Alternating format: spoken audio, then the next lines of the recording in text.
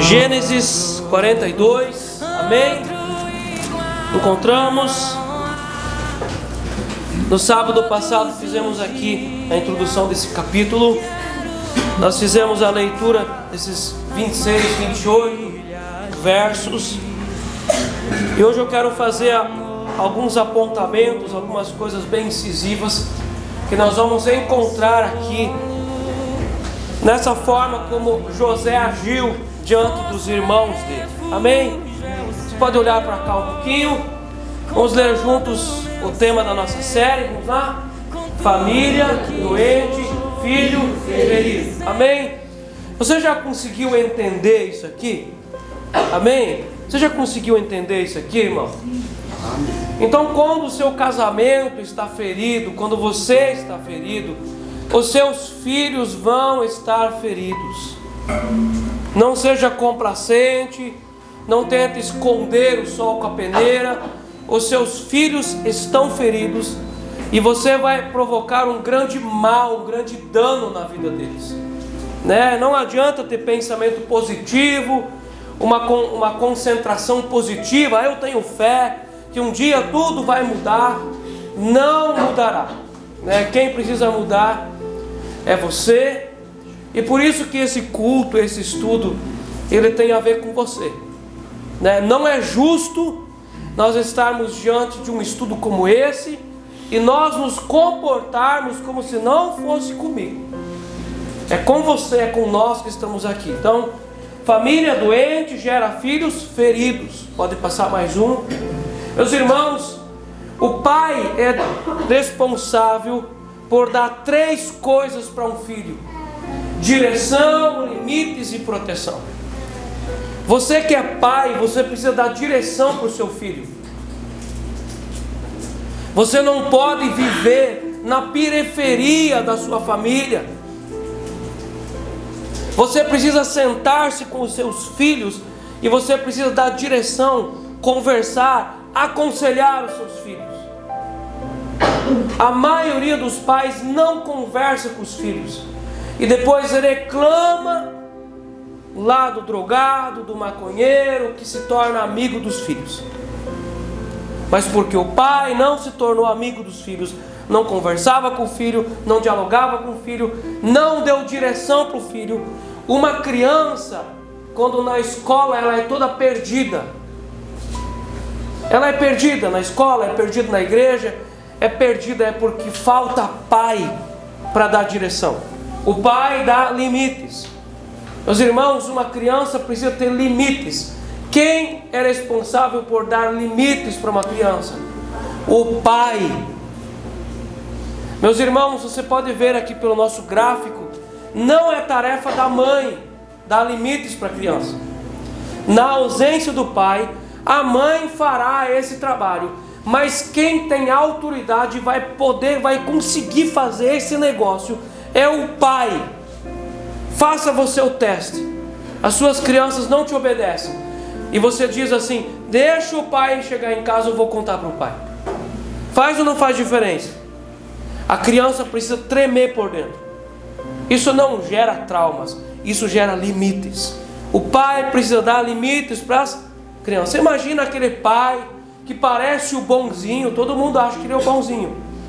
A criança, ele nunca repreende a criança, ele não executa a criança, mas ele grita lá do fundo: ei mãe, olha o seu filho aí. Tem pai que faz isso o tempo todo, manda a esposa dele executar a criança, peca contra a vida de uma pessoa. Essa criança vai ficar sem limites, e uma pessoa sem limites, ela não vive muito tempo, ou se vive bastante tempo, é machucada, é cortada, é ferida, porque ela vai ferir outras pessoas, porque é uma pessoa sem limites. Veja uma vez uma pessoa sem limites, o quanto ela machuca outras pessoas. O pai é responsável por dar proteção para os seus filhos. Um pai que não se achega aos filhos, os filhos são desprotegidos. São desprotegidos na escola, são desprotegidos na igreja, são desprotegidos na rua, são desprotegidos em todos os lugares. Uma criança que o pai não está junto dela é uma criança desprotegida. Pais, vocês precisam chegar junto dos filhos de vocês. Nós vivemos numa cultura em que o pensamento é que o pai precisa ser apenas o provedor. O pai provê o salário, o pai compra comida, o pai paga aluguel, constrói uma casa. Ele é o provedor de tudo, mas ele não precisa mais fazer nada. Então nós estamos numa cultura que o pai paga tudo e depois me deixa em paz. No domingo de tarde eu vou sentar na frente da minha televisão que eu comprei, no meu sofá que eu comprei, para assistir o jogo do meu Corinthians. Me deixa em paz, porque eu já dei comida para os meus filhos. Essa é uma cultura diabólica. Meus irmãos, nós não precisamos proibir uma televisão na casa de ninguém, nós não proibimos. Mas o princípio, quando nós somos pastoreados por princípios, nós não vamos precisar de uma televisão na nossa casa. Você não precisa de uma televisão na sua casa. Se você apenas se ocupar em cuidar dos seus filhos, aquela sua televisão nem vai ser ligada. Ela vai ficar obsoleta, você vai vender ela. Você não precisará de uma televisão quando você começar a cuidar da sua família. Amém? Se você chega na casa de uma família que só tem televisão ligada o tempo todo, você vai ver que lá ninguém cuida de ninguém. Um impura a responsabilidade para o outro. A mãe para o pai, o pai para a mãe. O casal impura a responsabilidade para a televisão e para o celular. Você está entendendo? Então essa criança, ela precisa ter uma missão. E o pai vai dar para esse filho noção de missão na vida. Ele vai acertar na faculdade. A primeira faculdade que fazer vai ser a vida dele. Ele vai investir naquilo, vai trabalhar naquilo, vai ser o pão de cada dia dele, vai casar certo, vai ter filhos na hora certa, porque o pai vai dar para ele noção de missão. Ele tem uma missão. E quem tem uma missão na vida não tem tempo de ficar sentado, não tem tempo de virar preguiçoso, não tem tempo de ter amizade e porcaria, não tem tempo de errar na vida, não dá tempo de ter uma depressão, uma ansiedade, porque tem uma missão na vida. Mas quando uma criança tem um pai ausente, essa criança vai se tornar uma pessoa sem missão. Vai às vezes ter um monte de emprego, não vai parar em lugar nenhum, não vai ter satisfação em nada. O trabalho vai parecer um castigo, uma escravidão. A pessoa, ela tem uma sensação de que trabalhar é uma coisa muito difícil, porque ela está fora da sua missão. É muito complicado isso. A mãe é responsável pelos vínculos, nutrição e organização. E nós temos que olhar aqui para o casal. Vocês como casal, pai e mãe, os filhos enxergam vocês juntos? Os filhos de vocês veem vocês juntos? Conversando, abraçando. É muito importante que o casal, inclusive, se beije na frente dos filhos. Quando uma criança percebe que os pais estão brigados ou separados, essa criança, ela automaticamente fica ansiosa, ela fica insegura, desenvolve doenças. Numa família onde há muitas brigas, essa é uma família onde não tem um pai, não tem direção. Uma família sem direção é uma família que briga, que se ofende, que xinga. Ou uma família que está na direção errada.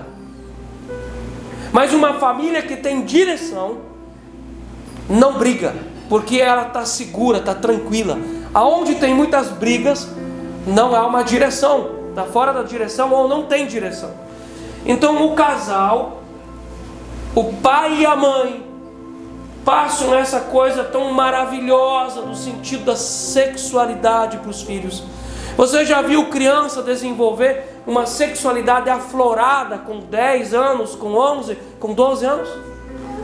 Isso começa numa sexualidade desviada dos pais. Você já viu crianças, já viu pessoas que com 15 anos não sabem o que querem? Nasceu menino, biologicamente em corpo de homem, mas tem dúvidas. A sexualidade, ela é afirmada e reafirmada pelo pai e pelo casal. Se o casal vive mal, os filhos vão ter dificuldade de se entender como homem ou como mulher, ou essa menina vai virar uma mulher machona, durona, cascuda, ou esse menino vai virar um homem duro, uma pessoa que xinga, uma pessoa que maltrata depois sua família, ou esse homem vai se tornar afeminado. Então as igrejas expulsam o demônio, fazem campanha. Não é assim que se resolve. É necessário curar o pai e a mãe interior e o casal interior. Então a sexualidade é uma coisa muito séria na nossa vida, porque ela fala de procriação, ela fala de intimidade, ela fala de aliança com uma outra pessoa. Quando a nossa sexualidade está mal resolvida, logo estará mal resolvido as nossas alianças.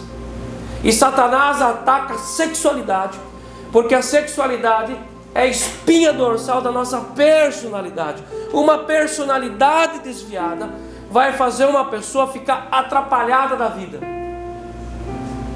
Não sei se sou homem, se sou mulher, se sou isso, se sou aquilo. Então o casal passa sexualidade, afetividade e companheirismo. Amém? Isso aqui é uma coisa muito séria. Pode passar mais um pouquinho. Então nós vamos ver as 5 famílias. Vamos ler juntos, de lá para cá. Vamos lá. Caótica, regras, vínculos, protetora e aglutinada. Nós precisamos ser pastoreados por princípios, governados por acordos, olhando para propósitos. Nós precisamos ter propósitos na nossa vida. Pode passar mais um. Então nós temos aqui a janela de Joari, que nós temos a área da transparência. Essa janela de Joari fala da nossa alma. Nós temos na nossa alma, na nossa vida, um lugar de transparência. Nós sabemos tudo sobre nós naquela área. É uma área de transparência, nós nos conhecemos. Mas a nossa alma também tem a área cega. É o que não conheço de mim e aquilo que não consigo enxergar em mim. Às vezes você tem costumes, você tem coisas na sua vida que você acha que você não tem. Você acha que o José, ele achava que ele era agressivo? Era vingativo? Para ele era vingativo? Ele era agressivo? Não, era um ponto cego na vida dele. As pessoas às vezes têm pontos cegos na vida delas que elas não enxergam, elas não conseguem se ver. E às vezes é tão difícil de tratar isso no atendimento, o ponto cego, porque ela não se vê daquele jeito. Está escancarado para todos, menos para ela. É o ponto cego. Nós temos também a área inconsciente, que é uma área que só Deus conhece sobre nós. Nós podemos chamar isso aqui de memórias submersas. Aquelas memórias profundas que estão guardadas lá no subconsciente, mas você de fato não se lembra, estão inconsciente mesmo. Mas elas governam a sua vida, elas não estão mortas, elas vivem, elas têm vontades próprias, elas governam sentimentos, governam escolhas, elas estão lá governando a vida da pessoa, mas elas estão inconscientes. Abusos inconscientes, abusos sexuais, abusos emocionais, abusos físicos. Há coisas inconscientes na vida das pessoas que às vezes a gente não sabe o porquê ela age daquele jeito. E também tem a área oculta. Nós vemos na vida de José essas 3 coisas aqui. Nós vemos a área cega, há coisas que ele não via nele. Nós vemos aqui a área inconsciente, que ele não conhecia sobre ele, mas começou a florescer ali nesse momento da vida. E nós vemos em José também a área oculta. E ele demonstrou essa área oculta claramente quando deu o nome de Manassés no seu filho. Deus me fez esquecer do meu passado. Meus irmãos, ninguém pode esquecer do passado. Isso é uma coisa que você precisa tirar da sua cabeça. Passado não se esquece. Deus não vai fazer você se esquecer do seu passado. Passado não se esquece. O passado precisa ser redimido. Enquanto que o passado não for redimido, ele dói, ele lateja, ele governa sobre a vida das pessoas, ele manda nas pessoas, destrói o dia das pessoas, destrói o mês, destrói o salário, destrói prazeres, destrói festas de aniversário. Então a área oculta é o que os outros não veem em mim, eu escondo. José estava escondendo a história do passado dele. Alguém poderia perguntar para ele: de onde você veio? Quem é a sua família? Você tem um pai e uma mãe? Você tem irmãos? Aonde é a sua casa? Aonde está a sua origem? Mas ele escondia isso de todos. Nem Faraó sabia, nem quem trabalhava com ele sabia, e talvez nem a esposa e os filhos sabiam do passado dele. Então às vezes você tem áreas ocultas na sua vida que você esconde. Nunca alguém vai saber disso. Vou levar isso para o túmulo. Você talvez não está entendendo o quanto isso tira o prazer da sua vida e isso atrapalha a sua caminhada. Então nós vamos olhar essas três áreas aqui na vida do José: a área cega, a área inconsciente e a área oculta. O que os outros não veem em mim, eu escondo. Traumas, feridas, rejeições, pecados escondidos, hipocrisias. A área oculta normalmente é uma hipocrisia muito grande, né? A visão que a pessoa tem da fé, normalmente ela pega aquilo para esconder o pecado dela, né? A área cega, a área inconsciente.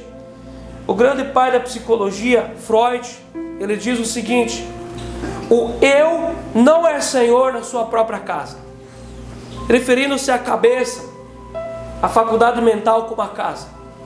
Ele diz assim: o eu não é senhor na sua própria casa.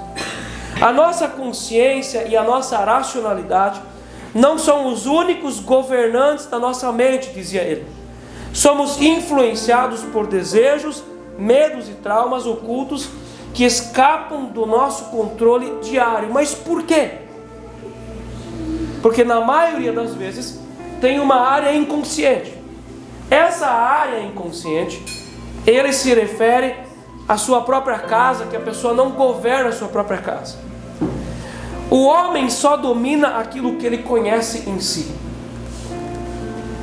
O desconhecido não pode ser controlado. Então você domina apenas aquilo que você conhece sobre você. Aquilo que você desconhece sobre você, aquilo domina sobre você, sem você perceber. A passividade e a agressividade gritam dos lugares desconhecidos. Meus irmãos, a maioria dos pais e das pessoas não faz ideia o quanto que a passividade é terrível na vida da pessoa que vive com passivo. Um homem, marido passivo, ele machuca o casamento e a sua esposa. Uma esposa, uma mulher passiva, ela machuca o seu casamento. Um homem pai passivo, que é passivo, ele machuca os seus filhos. Você quer ver? Muitas vezes nós já temos ouvido o seguinte: homens dizerem assim, e com orgulho: eu nunca bati nos meus filhos. Meus irmãos, a Bíblia diz que a criança nasce com estultícia. E a Bíblia diz que se tira a estultícia com uma varinha. Certo? Então nós temos a Bíblia falando isso. E nós temos um ser humano dizendo que não precisa surar, não precisa corrigir. Quem está certo e quem está errado? a Bíblia por acaso está errada? Então nós já temos um ponto a favor do conhecimento eterno. A sociedade gosta de homens passivos. Inclusive a sociedade olha para um homem passivo e diz assim: nossa, ele é tão bonzinho. Olha, ele é um homem bonzinho. Olha que homem bom, não tem boca para nada.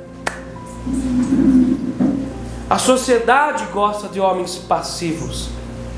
Um homem passivo destrói o seu casamento, destrói a sua família. Um pastor passivo destrói a sua igreja. Da onde vem a passividade, gente? Da onde vem essa falta de força, falta de vontade de se mover, de tomar uma decisão? Da área desconhecida. Normalmente pessoas passivas são as pessoas mais difíceis de atender. Porque uma pessoa passiva, ela não tem problema com pai, eu não tenho problema com mãe, eu não tenho problema com ninguém. Como que você vai atender uma pessoa que não abre o jogo? Porque normalmente o passivo, ele não enxerga que ele tem problema. Para ele não tem problema com ninguém. Eu vivo de boa com todo mundo. Mas você vai ver os sintomas de que essa pessoa ela vai ter problema sim com o pai, vai ter problema com mãe, vai ter problema às vezes com familiares. Mas para ela aquilo não foi um problema. Mas para a área inconsciente, sim. Isso gera passividade. Então nós temos os extremos de uma mesma vara, a passividade e a agressividade. Da onde vem a passividade e a agressividade? Da onde vem a agressividade de uma pessoa estar sempre no borderline, a borda da linha, sempre a ponto de estourar? Da onde? Da área que a pessoa não se governa. Quem diz isso é Freud. E esse ensino dele dá para pegar e colocar na Bíblia, porque Jesus mesmo disse que aquilo que você conhece, você pode dominar, e aquilo que você não conhece não tem efeito na sua vida. Quando Jesus diz: conhecereis a verdade vos libertará. A verdade que eu conheço me liberta. Aquilo que eu não conheço não pode me libertar. É o desconhecido. A passividade e a agressividade gritam dos lugares desconhecidos. Normalmente nós pensamos que uma pessoa passiva, ela é a pessoa da paz, né? Você já pensou isso? Cutuca um passivo para você ver se ele é da paz mesmo. Cutuca ele. Contraria um passivo, para ver se ele não se torna vingativo com você. Eu tinha um colega do seminário, ele era a pessoa mais passiva do mundo. Paz e amor era ele. Mas você poderia ver naquela pessoa uma pessoa extremamente vingativa. Ele se vingava com requintes de crueldade. Ele enfiava a faca em você e iria enquanto ele torcia a faca. Mas muito passivo. Normalmente um passivo, ele também é agressivo, só que ele não demonstra. Amém? A gente vai ver tudo isso em José. Eu não estou puxando isso aqui do nada. Nós estamos fazendo uma introdução para você entender como que as coisas funcionam. Eu tenho experiência de consultório, de atender pessoas. Às vezes uma pessoa muito passiva na igreja, que ninguém acredita. No consultório, quando você contraria ela, você vai ver como essa pessoa vira uma fera. Então tá bom, pastor. Você não é assim? Então tá bom. Não dá para contar às vezes para os outros o que uma pessoa passiva é capaz de fazer. Você está entendendo? Meus irmãos, a passividade Deus não vai dar medalhas para passividade e nem para agressividade. Eu não quero apontar o dedo, nem atirar pedras, mas eu quero trazer luz para os nossos comportamentos, para você não machucar pessoas.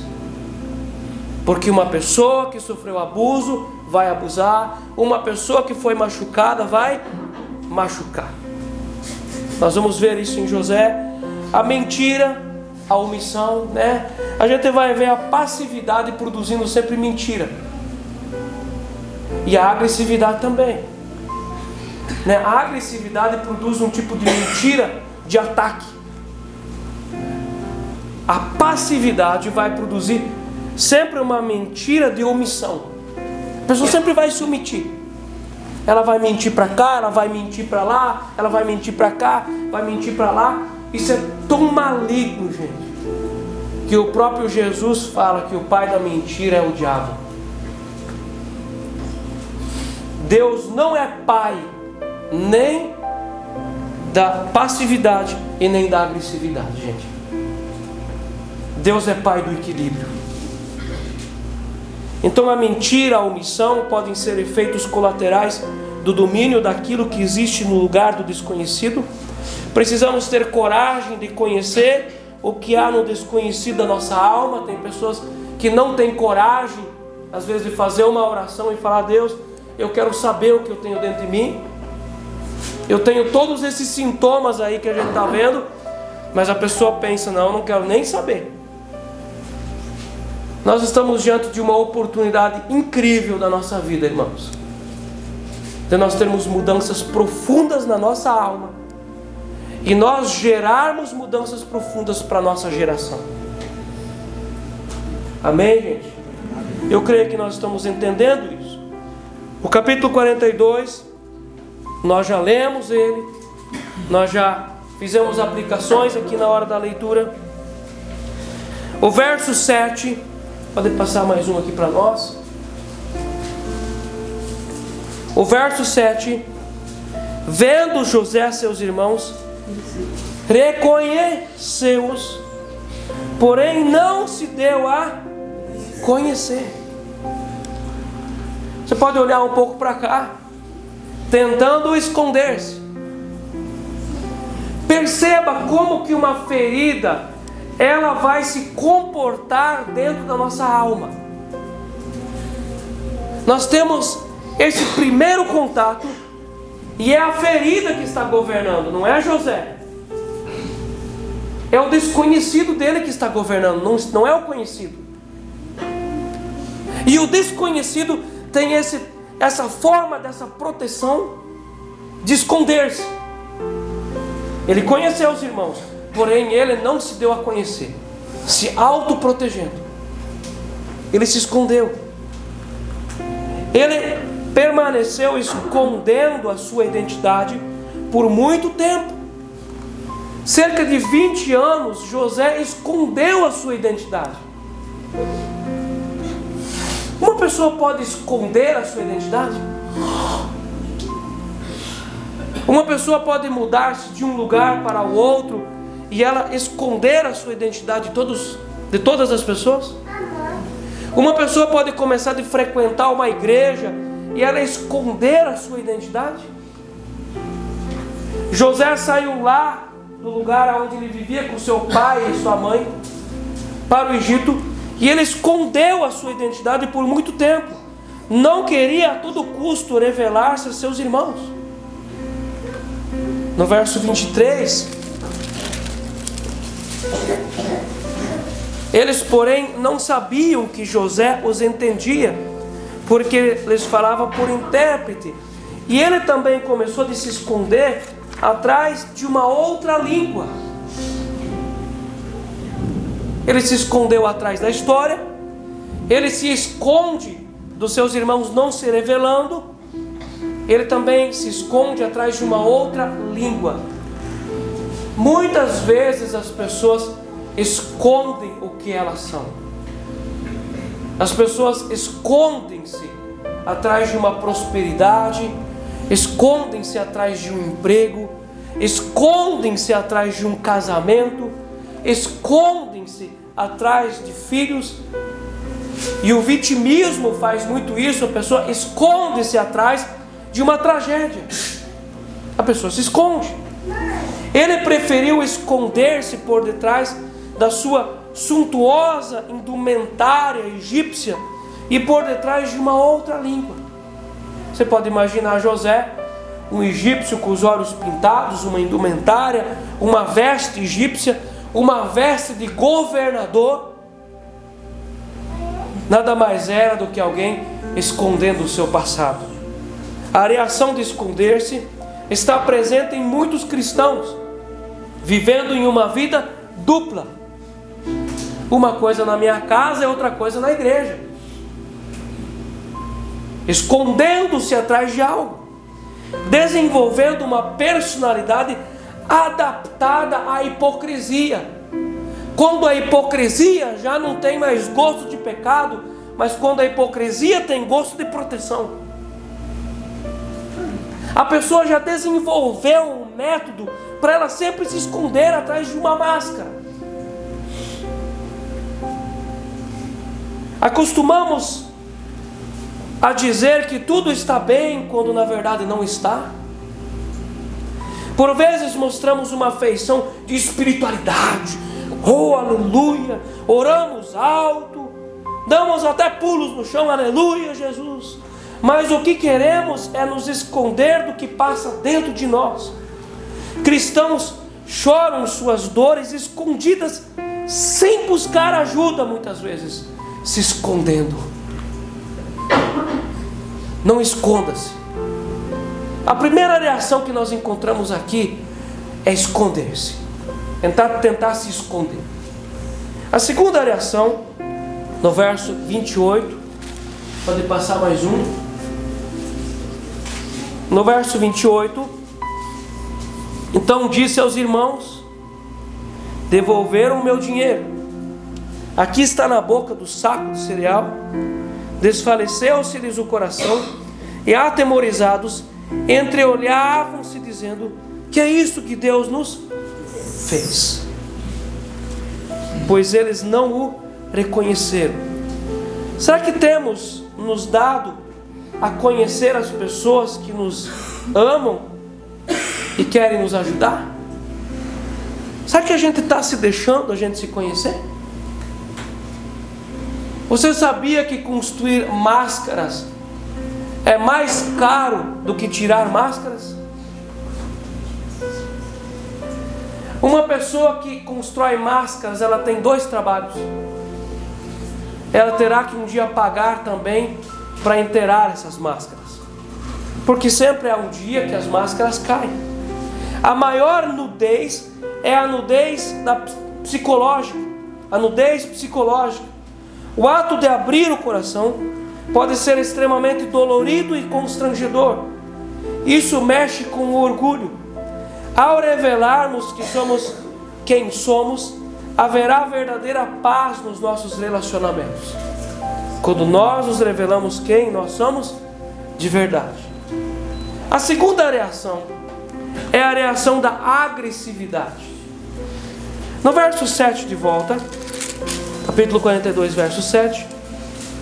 Vendo José seus irmãos, reconheceu-os, porém não se deu a conhecer, e lhes falou asperamente. Vamos falar junto essa palavra junto comigo? E lhes falou asperamente. Você sabia que tem pessoas que são agressivas, mas elas não percebem que elas são agressivas? Sempre aquela palavra afiada, sempre aquela resposta alfinetando. Se você contraria ela, ela fica cínica com as palavras, mas ela não percebe.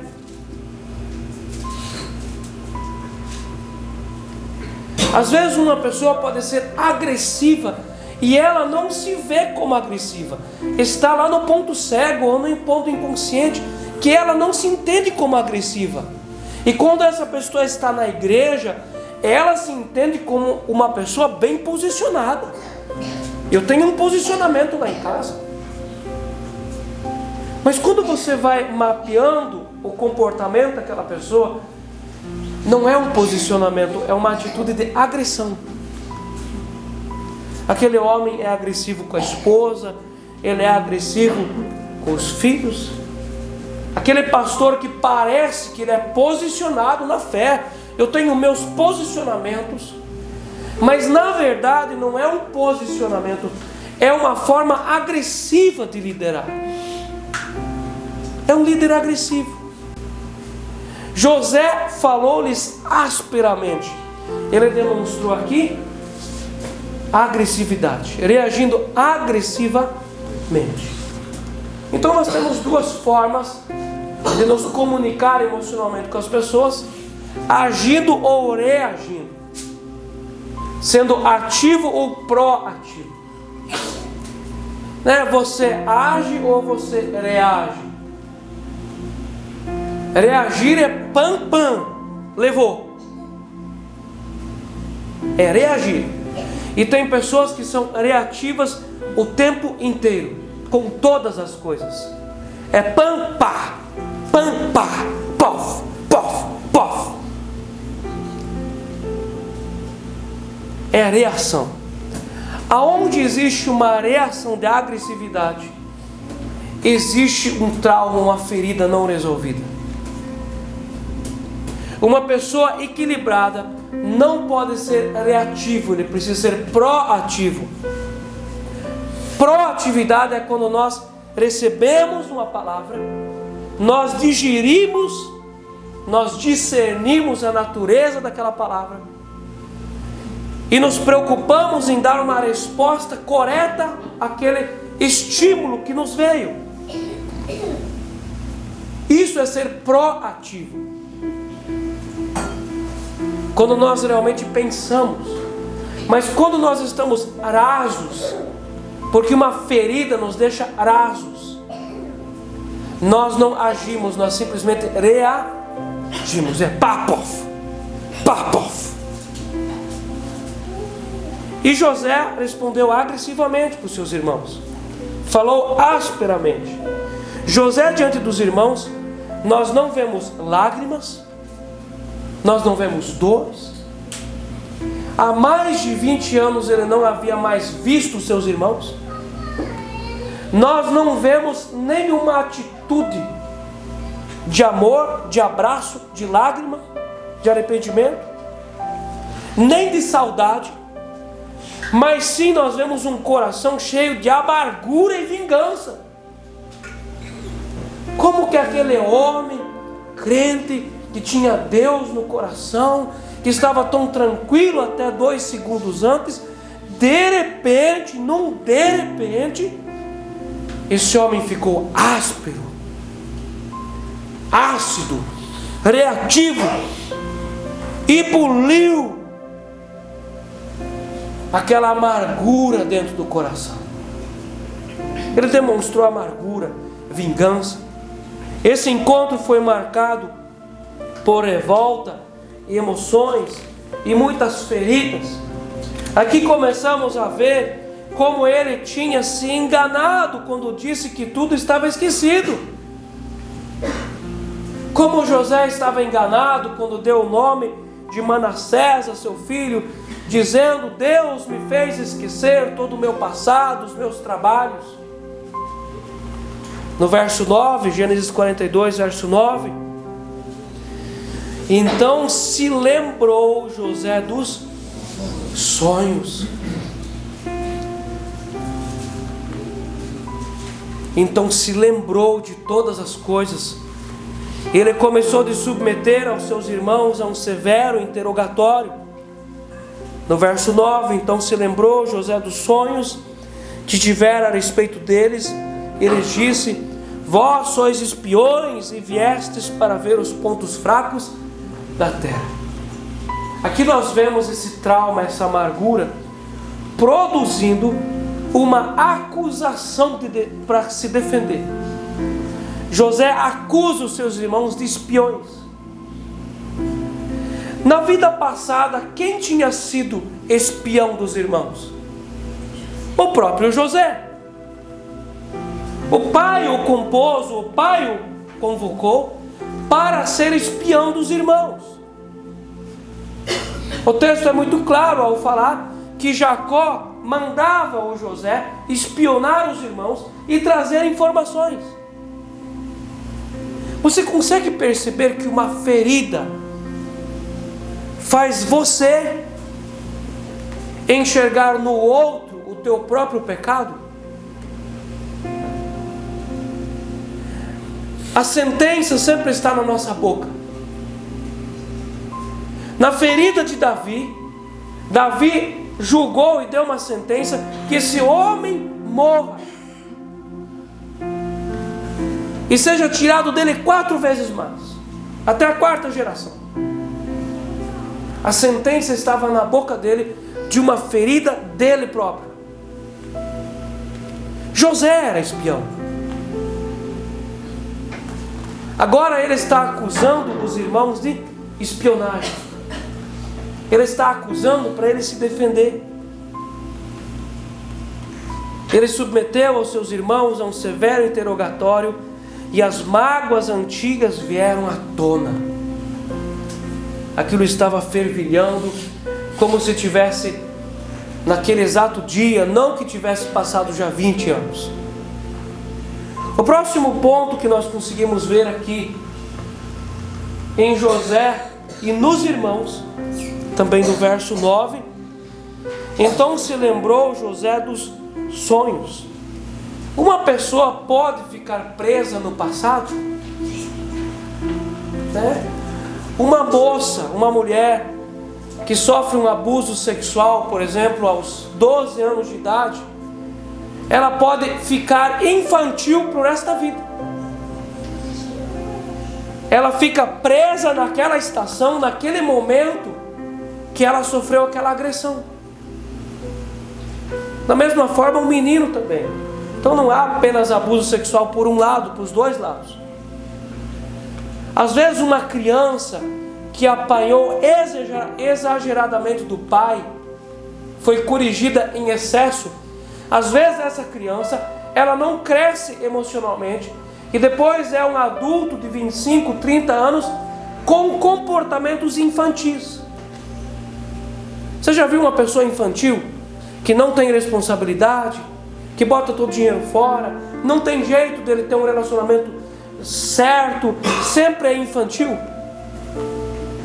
Essa pessoa está no passado, ela está presa numa estação da vida. O corpo biológico cresceu, mas a alma ficou infantil. E não é batendo que se resolve isso, não é prendendo, não é terapia que resolve isso, é curando a ferida. Porque naturalmente uma pessoa que é saudável precisa crescer, tanto o corpo dela como também o interior, as coisas emocionais precisam desenvolver. Mas nós vamos ver aqui o José e os irmãos presos no passado. É muito complicado quando uma pessoa vive no passado. Ela não desenvolve a vida dela. Ela está o tempo todo naquele momento, naquele lugar, daquele trauma, daquela ferida, daquela coisa tão forte que machucou ela. Essa é uma outra característica da alma ferida. Ficar preso no passado. Emoções latentes que aparecem de repente ao lembrar do passado. Sua fala, a fala de José estava carregada de sentimentos ruins e hostis. Quando algo não está devidamente resolvido em nossa história, o passado tende a nos perseguir de maneira tirana e constante. Tem uma coisa que nós não podemos fugir, é da nossa consciência, aonde está gravado o nosso passado. E esse passado não resolvido, ele nos persegue todos os dias, de forma tirana e constante, produzindo às vezes sonhos, produzindo às vezes noites muito mal dormidas, doenças, dores internas, medos e inseguranças, pesadelos no sono. Um passado não resolvido é como um veneno injetado aos poucos na veia e que mata pessoas aos poucos. Um passado não resolvido é como uma âncora que freia o desenvolvimento da vida daquele ser humano. E é também como uma raiz que não deixa a pessoa partir. Há pessoas que não conseguem falecer. quando ela não tem o passado resolvido. Então lá no leito da morte, na UTI, no hospital, é chamado então um irmão, uma irmã, um pai, uma mãe, um avô, uma avó, ou os filhos, e a pessoa pede perdão, e depois de perdoada ela consegue partir em paz. Olha que coisa forte. Depois que ela coloca para fora aquilo, ela consegue partir em paz. Jacó tinha pendências com o passado. Olha no verso 4. Nós vemos aqui o Jacó colocando para fora essa pendência, um passado mal resolvido. A Benjamim, irmão de José, não enviou Jacó na companhia dos irmãos, porque dizia, para que não lhe suceda acaso algum desastre, né? Ele saiu de casa prematuramente, deixou uma dor terrível para a mãe dele. O filho José foi-lhe tirado. Essa ferida estava viva ali. Ele estava se protegendo. O meu filho Benjamim não vai ser enviado, porque talvez lhe aconteça um desastre. Você consegue perceber que poderia acontecer um desastre com todos os outros filhos dele? E estava tudo bem. Mas com o Benjamim, não. É super proteção. É um passado mal resolvido. No verso 21, 42, 21, nós vemos aqui que os irmãos tinham pendência com o passado. Então disseram uns aos outros, na verdade somos culpados no tocante a nosso irmão, pois lhe vimos a angústia da alma, quando nos rogava, não lhe acudimos, por isso nos vem esta ansiedade. Eles tinham um passado mal resolvido. Meus irmãos, você precisa resolver o seu passado. O passado precisa ser resolvido e redimido. Muitas pessoas tentam esconder o seu passado com bebida alcoólica, anestesiar esse problema com drogas. Todo comportamento de vício vai nos revelar essa dor emocional com um passado mal resolvido. Todo comportamento de vício. Mas isso não resolve o passado. Quando aquela substância não faz mais efeito, o passado está lá latejando de novo. Mas em Cristo nós podemos redimir o nosso passado e não mais sofrer debaixo desses algozes. Nós vamos ver mais um comportamento aqui que as feridas geram na vida de uma pessoa. Aqui, preso no passado, é ferida. Próximo, desconfiando de pessoas. Você conhece alguém que não consegue confiar em ninguém? Sempre desconfia de pessoas? A pessoa está sempre desconfiada com todo mundo? Essa mesma pessoa, ela vai dizer assim: político é tudo corrupto, pastor é ladrão, igreja engana todo mundo. Eu não acredito nisso, eu não confio naquele. Essas mesmas pessoas às vezes começam a derotular a questão por meio de raça. Ah não, tal raça não presta, tal raça também não é de confiança. Nós vemos essa mesma ferida em José. No verso 11, no capítulo 42, verso 11. Somos todos filhos de um mesmo homem, somos homens honestos. Os teus servos não são espiões. Verso 12, ele porém lhes respondeu: nada disso. Pelo contrário, vestes para ver os pontos fracos da terra. Então esse interrogatório aqui continua dando esses sinais. E nós vemos em José um homem que não conseguia confiar em pessoas. Meus irmãos, ninguém deve ser ingênuo de confiar de primeira em todo mundo. Nós precisamos ter cautela ou não? Mas não é natural, não é normal uma pessoa que não consegue confiar em ninguém. A pessoa não confia nesse, também não confia naquele, que ele também não é de confiança, que lá também não é de confiança. Não dá para confiar em ninguém hoje em dia. Não é normal. Porque mesmo que alguns acreditam que o mundo está muito complicado, há ao nosso redor pessoas de confiança e que nós podemos confiar. Amém? Eu quero que você volte de volta lá, até lá no triângulo. Eu vou mostrar para vocês as feridas aqui. Está vendo a confiança aqui? Então na nossa casa nós podemos aprender a sermos cautelosos, equilibrados, não sermos ingênuos nos nossos negócios. E aprender também a confiar. Existem pessoas de confiança ao nosso redor. Tem pessoas que você pode confiar. Então essa questão da confiança aqui, quem não confia também não é confiável. Assim como José botou para fora a ferida dele de ser espião, dizendo que os irmãos eram espiões, quando eu digo que ninguém presta, é porque eu tenho esse mesmo sentimento ao meu respeito. Quando eu digo que ninguém é confiável, provavelmente que eu também não sou confiável. Porque a consciência está na testa. A testa eu não vejo ela, só você vê. Então essa questão da confiança, ela está aqui.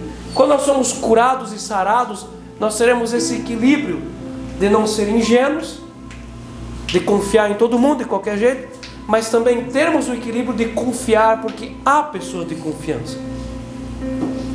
Vou voltar lá para o último. Então nós vemos aqui desconfiando de pessoas. Pessoas com pendências no passado tendem a desconfiar de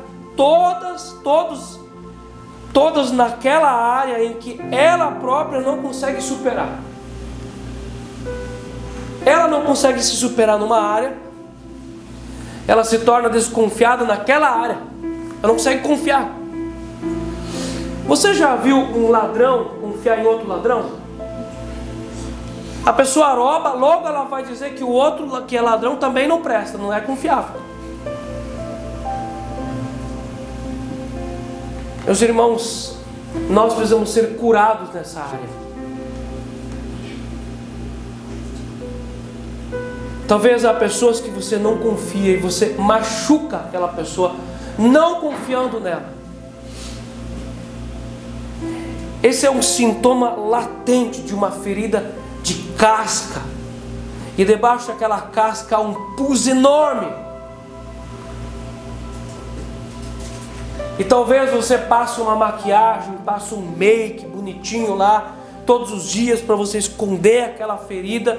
E sempre você esconde aquela ferida dizendo, é que também não dá para confiar em qualquer um. Será que talvez nós não somos a ponto de não sermos confiáveis, por isso que nós não confiamos? Não conseguir confiar nas pessoas é terrível e revela uma pessoa não confiável também.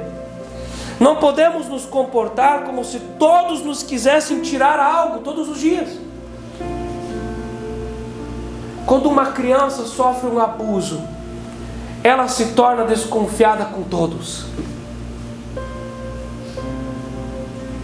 Quando nós passamos por um abuso que nós não perdoamos, nós tendemos a sempre desconfiar de todos. É um trauma. Desconfiar de todos é doentio e é neurótico. Sabe, o neurótico ele constrói um castelo, o psicótico mora dentro do castelo. Então isso começa como não perdoar, isso vira uma neurose, depois vira uma psicose, e a pessoa não se relaciona mais com ninguém, porque na cabeça dela ninguém é confiável. Essa pessoa, ela poderá se ligar ou ter uma aliança com a igreja? Não, porque ela não pode confiar em ninguém.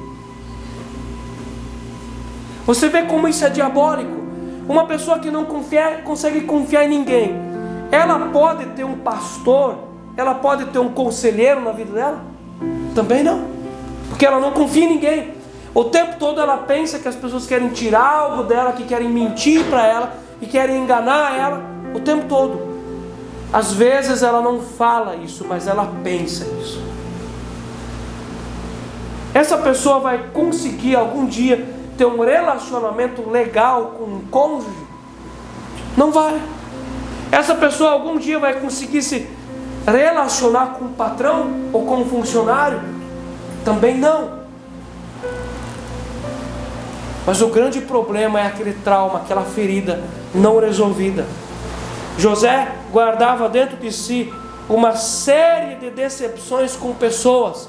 Ele era decepcionado com o pai? Sim. Ele era decepcionado com as mulheres do pai? Sim. Ele era decepcionado com os irmãos?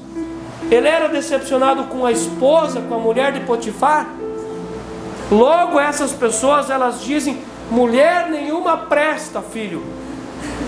É melhor você nunca casar. Pega melhor e paga uma prostituta, mas não se casa. É essa mulher que vai dizer: homem nenhum presta. Minha filha, se cuida, não casa, porque homem não presta. Porque a pessoa não consegue confiar em ninguém. José não poderia confiar no seu pai, nos seus irmãos. Ele tinha trauma com a mulher de Potifar. Ele tinha trauma com Potifar. Ele tinha trauma com o copeiro-chefe, que esqueceu dele mais 2 anos na prisão. Parece que isso não está mais lá, porque Deus fez me esquecer do meu passado. Mas o passado não pode ser escondido. Isso lhe trouxe uma desconfiança generalizada em relação a todas as pessoas. E ele expressa isso nesse momento, dizendo: vós sois espiões, não dá para confiar em vocês. Vocês não vieram comprar trigo, vocês vieram por alguma outra coisa. Se você talvez sofre disso, isso é um sofrimento, isso não é uma qualidade. Isso é um sofrimento. Pessoas às vezes assim se trancam dentro de casa, trancam tudo, porque não dá para confiar em ninguém. Nós precisamos de ajuda nessa área. E para a gente terminar, o último aqui, no capítulo 42, verso 24, quando ele interroga os irmãos dele, depois prende-os. No verso 24, e retirando-se deles, chorou. Você consegue ler junto essa parte comigo? E retirando-se deles, chorou. O choro é o mecanismo que Deus colocou no ser humano para fazer a limpeza da alma, para fazer as limpezas emocionais. Se o homem não devesse chorar, Deus não colocaria o mecanismo do choro no ser humano. Olha que coisa diabólica que as pessoas fazem. As pessoas corrigem os seus filhos, pegam uma vara de pitanga, suram os seus filhos, colocam disciplina, está tudo certo, e depois que suram os seus filhos, dão uma ordem: engole o choro. A criança não sabe o que fazer. Eu apanhei, agora não posso chorar? Meus irmãos, uma das coisas diabólicas que o diabo colocou dentro da cultura humana é: o homem não chora. Isso não é apenas em relação a homem. Tem mulheres que não choram. Dureza, cascudez. O choro é um mecanismo que Deus colocou no ser humano para fazer a limpeza da alma, limpezas emocionais. Quando você cozinha o seu feijão na sua casa, experimenta tirar aquele pito de cima da panela de pressão e fecha a panela de pressão. Não deixa mais sair o vapor. O que vai acontecer com essa panela? Ela vai explodir. Aquele furo da panela é o mecanismo do choro dela. Quando você para de chorar nos seus dias difíceis, nas suas dores, você fecha o mecanismo de limpeza emocional da sua vida. E vai estourar no seu fígado, no seu pâncreas, na sua coluna vertebral, no seu estômago, nos seus intestinos, na sua bexiga, na sua próstata, nos ovários, no útero. Vai estourar. Amém? Estamos entendendo? Quantos anos que José não chorou? Quando ele foi acusado de estupro, nós vemos a Bíblia falando que ele chorou? Nós vemos um texto sobre José com riquíssimos detalhes. Ele chorou? Não chorou. Quando ele foi esquecido na prisão pelo copeiro-chefe, nós vemos ele chorar? Não chorou. Quando nasceram os filhos, ele chorou? Não chorou. Um homem pode passar 20 anos sem chorar? Quanto choro, quantas emoções estavam guardadas, armazenadas dentro dessa alma. Talvez ele ouviu do pai dele: homem não chora. Engole esse choro, menino. O empedramento emocional é a demonstração do quanto os traumas cristalizam e endurecem a área do choro. A pessoa não derrama mais uma lágrima por nada. Você sabia que chorar na frente dos outros tem quase a mesma sensação de fazer uma necessidade na frente dos outros?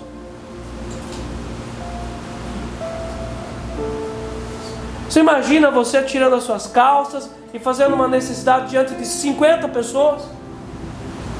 Às vezes chorar na frente de pessoas tem essa mesma sensação. Mas como é bom poder ir no banheiro e ter um banheiro e aliviar a bexiga, não é bom? A mesma forma também quando você coloca para fora as suas emoções, quando você chora, quando você derrama as lágrimas e você deixa as lágrimas virem para fazer limpeza da alma. Meus irmãos, o mecanismo da fé é movida pelo choro, pelo arrependimento. Não existe fé verdadeira se nós não nos quebrantarmos. Um homem que há 20 anos não chora, ele tem muito sucesso na vida, mas ele tem uma alma toda amargurada. O ser humano que não chora suas dores adoece a sua alma. O choro de José ainda não é o choro da cura aqui nesse texto. Ele chorou 7 vezes. Essa é a primeira vez. Indica muito mais a sua reação em relação aos problemas e dificuldades vividas. Aquele pulso emocional começou de chorar para fora. Talvez você tenha que ter aí o primeiro encontro com o choro, para que depois aquele pulso comece de sair da sua alma.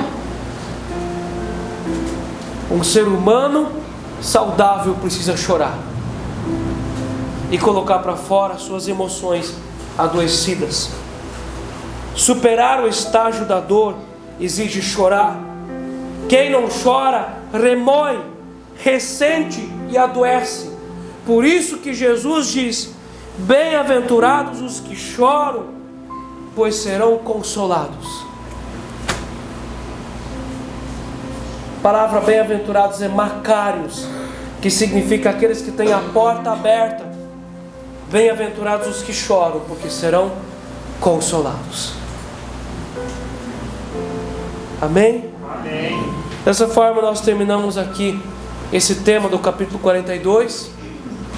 E nós vamos continuar apontando, estudando bastante coisa sobre José. São tudo coisas que não são sobre José, são sobre nós. Nós estamos diante de uma verdade, que nós não podemos ser passivos com aquilo que Deus está nos trazendo. Nós não podemos ir para nossa casa e fazer de conta que não foi para mim, foi para você, foi para nós.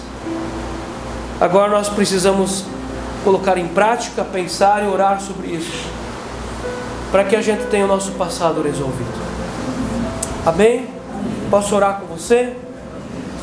Em nome do Senhor Jesus, obrigado, Deus, por esse momento de reflexão, e que eu tenho a clara certeza de que o Senhor está falando com o nosso coração e também conduzindo as nossas emoções e nos fazendo de lembrar muitas coisas. Seu Deus, eu também quero orar sobre todos aqueles aqui nessa noite que sentiram o Teu toque e que dentro da sua alma, no silêncio da sua alma, decidiram tomar decisões em relação ao seu passado, em relação às suas atitudes. Eu quero clamar que o Senhor conduza a cada coração arrependido no caminho aonde possa realmente encontrar o Teu Espírito Santo. Conduza-nos, seu Deus, a todos os bons caminhos da Tua presença. Assim nós Te agradecemos pela palavra dessa noite e desejamos que o Senhor nos acompanhe, nos guarde e nos dê a Sua graça. Em nome do Senhor Jesus. Amém. Amém.